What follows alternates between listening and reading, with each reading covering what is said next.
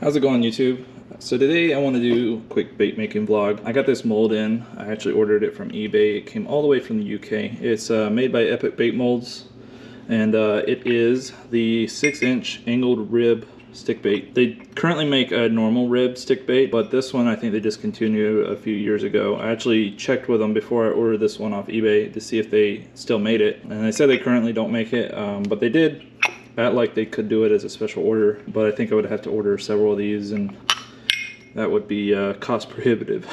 But anyways, I went ahead and ordered this off eBay. It came in, it took a few weeks to get here, so I've already shot a few green pumpkin stick baits with it, but today I think I want to do some plum, which is like a strawberry red base with blue flake. A lot of people just call it blue flake.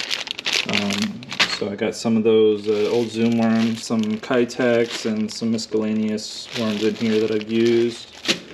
And then a few old Strike King anacondas that I don't want to use anymore. So I'm going to go ahead and chop all those up and get them melted, and I'll meet you back here for the first injection.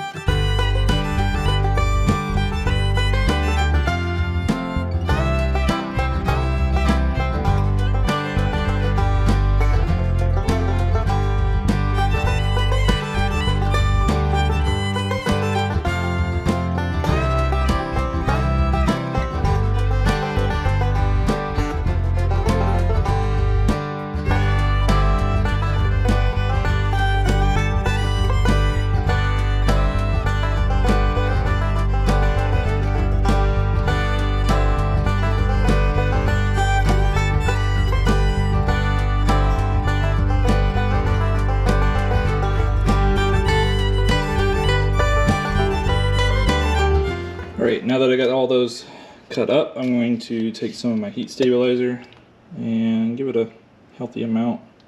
I think the last time I melted some YakAttack worms, they were a little finicky, so I'm hoping that heat stabilizer helps out. Alright, so now that that's all ready to go, I'm going to put it in the microwave. I'm going to do a 2-minute burn for the first time. So we'll see how that goes.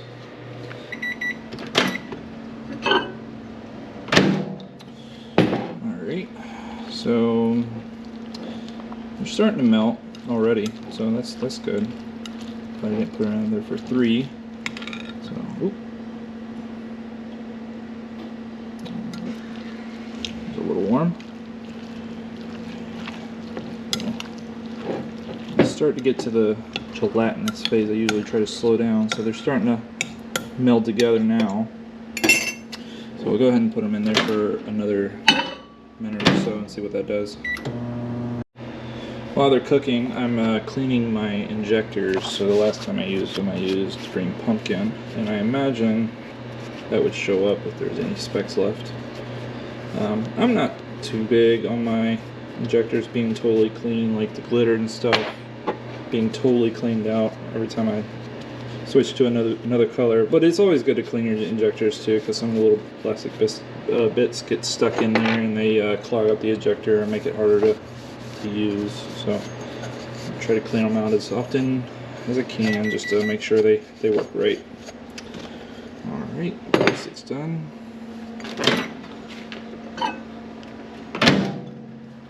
So this has now been in there for about 3 minutes.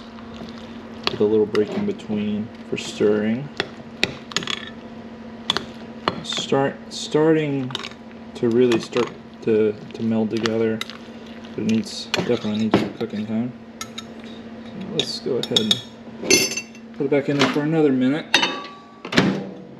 See what that does.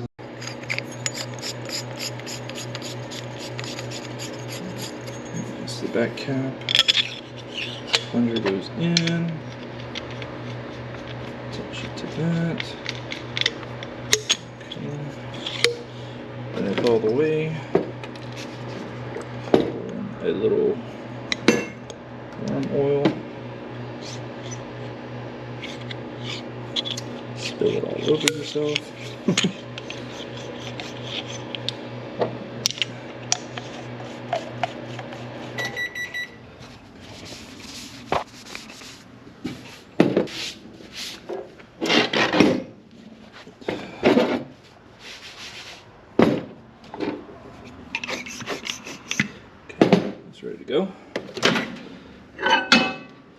yeah, here we go. So you start to see the bubbles there. That's indicated that it's really starting to get hot in some places, so we need to go slower. And make sure we mix it every time we take it out. I gotta turn my fan on. Be right back. Alright, I hope the fan's not too loud, but I would rather not poison myself with fumes from this stuff than have perfect audio. So, hoping the GoPro Media Mod is picking up my voice just fine, and also that cicada outside. It's perks of working in a neighborhood. So this is starting to look really good. We're going to put it in there for 30 seconds, just try to get it a little bit more liquid.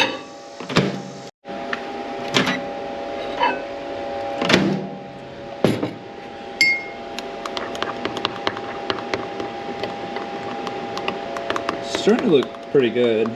Still very much on the solid side. 298. Alright, so we're going to get that up to about 360, I think. Let's see how it looks then. Start cooking at 30-second increments, and then slowing down as we get closer to temperature. Go ahead and get the mold ready. So this mold's a bit different than the other ones I have. It doesn't have the screws on the outside to tension it down, so you have to use a clamp. Right now, I'm pretty sure you're supposed to use a C-clamp, but this is what I got. Just some grip clamps, and I've learned that you put them as close to the edge as possible to help with flashing, because it seems like this mold's pretty easy to overpressurize, and then the plastic just spills out the sides. So that's basically how I get her set up. Try to keep everything aligned so I can apply even pressure to both sides, and we'll see how that does right there. So plastic out. Oh yeah, we're getting close now. There's all those bubbles at the top. Now I don't have a degassing chamber, so my plastic doesn't come out the best looking. It's not the clearest. If I was doing like a translucent color, it wouldn't look translucent at all because of the bubbles. For the time being, that's fine with me. I don't really care if it looks perfect or not. I just want it to work and, you know, have that certain shade of color I'm looking for. But yeah, I'm just gonna keep mixing this up until it gets right, and then I'll come back when it's time to inject. Go ahead and do our first injection, I think. Alright, make sure that's ready. Okay. Oh, need to don the glove. That injector will get hot as all get out. Okay, so I usually, you see how there's like a bubble layer on top there? They're going to keep coming to the top, but I'm going to go ahead and put my injector below that so we can pick up plastic that hopefully doesn't have as much bubbles. Alright, and then we'll go ahead and just apply steady pressure so we feel resistance.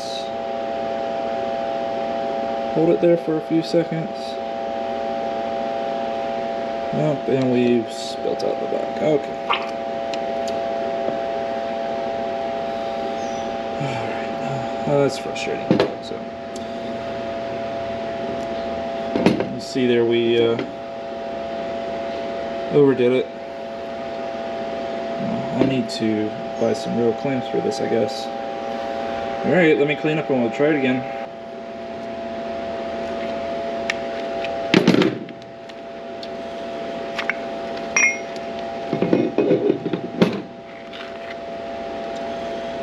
Okay, so looks like the bottom two are the only messed up ones, so we'll go ahead and throw them back in the plastic and get them melted again. But looks like the top two are fine. So yeah, those look pretty good. I'm gonna take them out and give them a feel, make sure they're solid. They feel pretty solid. But yeah, that's plum or blue flake Senkos. There we go. Let's go ahead and put them in the water. Get them chilling. And we'll clean up the rest of this and try again. Hopefully next time we get a full batch.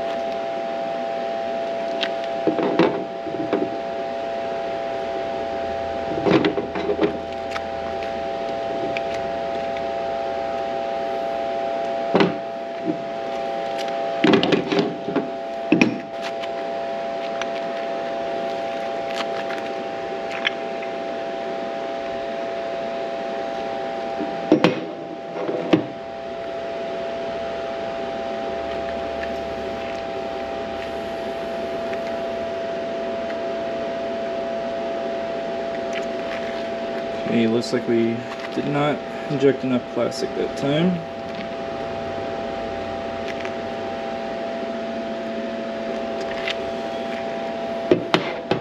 Well, it's definitely got a learning curve to it. I probably am not using the right clamps. Let's fill these worms. Make sure they're solid. Got solid heads.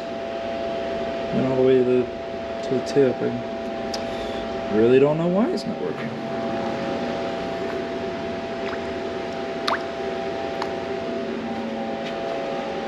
It's kind of frustrating, but it's also like just part of the hobby, I guess. Learning how to use the equipment you got. Alright, well, I've had a few more failed batches, so these little clamps are starting to irritate. So I think I'm gonna run and try to get some C clamps or something else to apply more pressure on these this mold. So hopefully we quit wasting time and energy on failed batches and be a little bit more efficient at making these worms. All right.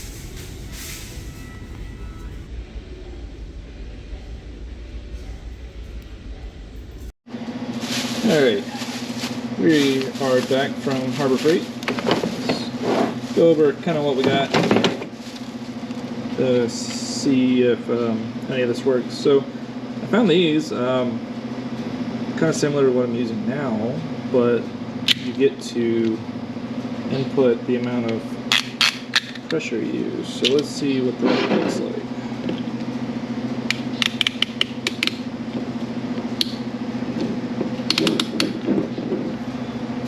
Really clamp that down. I don't think that's going to go anywhere. So let's get some plastic heated up and we'll try these first, because they're the ones I was most excited about. And then if they work, we can return the rest. But go over quick with what else we got. We got these. I forget what I think these are bar clamps. I don't like using these because you do have to have a lot on the sides, and you could tip over the mold while you're trying to inject it, and that could make a mess. But if I don't end up using these for bait making, I could probably use them for woodworking. And the other thing I got are these little teeny C clamps, and I got 4 of them. Because my thought was I could open it all the way up, put one on each corner, and that would definitely be enough pressure, I think, to keep it from flashing. And then, of course, can't go to Harbor Freight without getting something for free. They had their coupons going. So I got these gloves, and they're pretty similar to what I use now. So if I need a second pair of gloves, I got it already.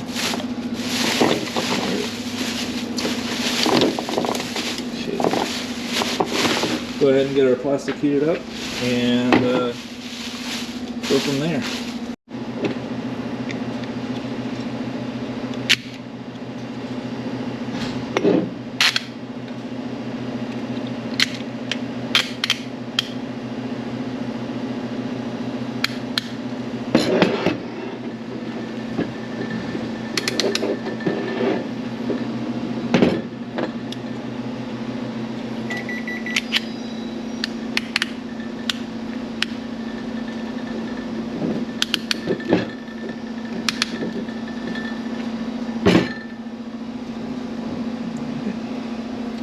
Hey, this should be good to go.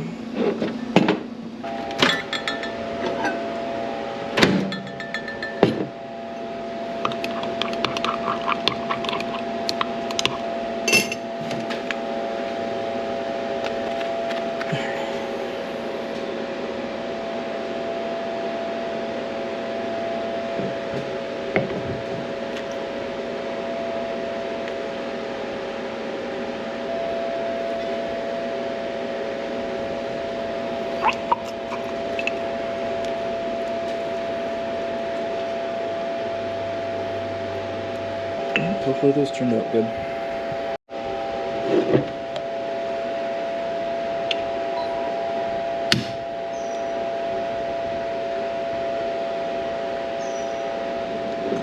Cut that out.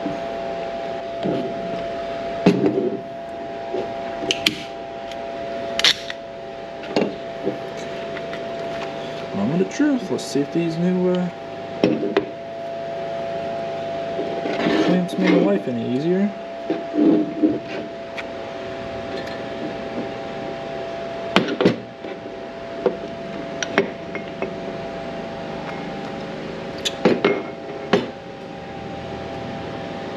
There we go. That looks a lot better. Got a little bit of heat cavities forming right here. We'll go ahead and probably took them out too soon, but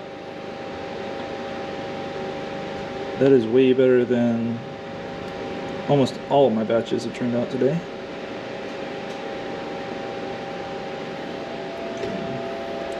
Still a little squishy. Let's get them in the water.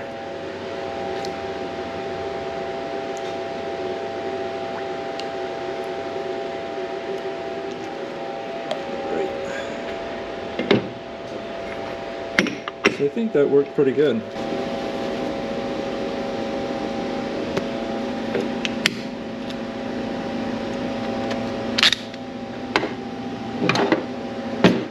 That was the wrong hand to pick that up with. Let's go ahead.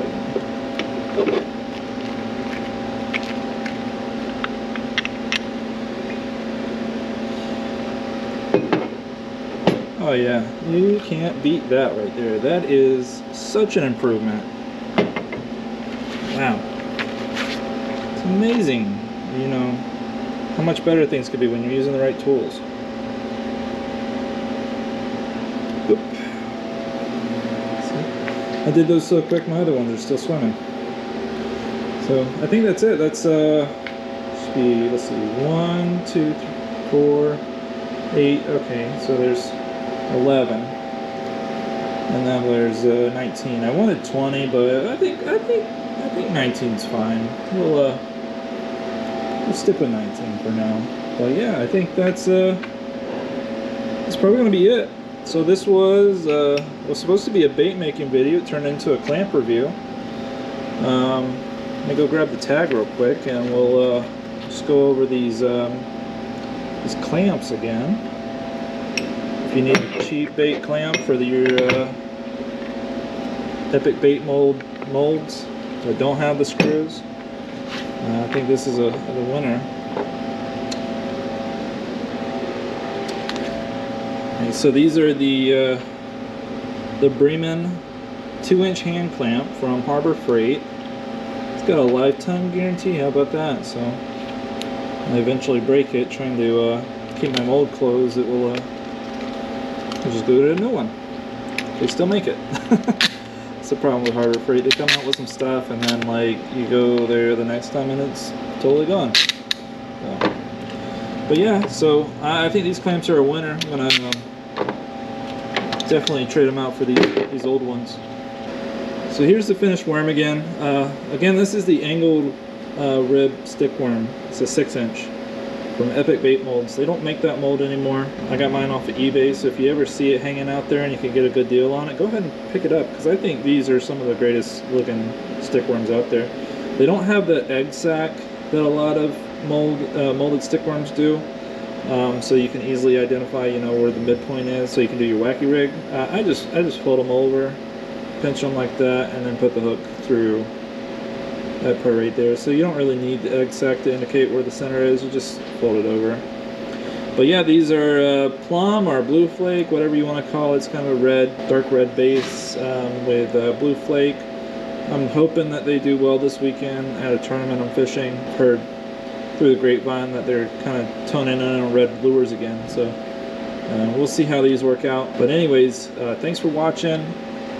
And if you haven't already, please consider subscribing and leave a like, and let me know what you think of these worms in the comments. Would you fish with these? And if so, how would you fish with them? Anyways, appreciate it, guys. We'll catch you on the next one.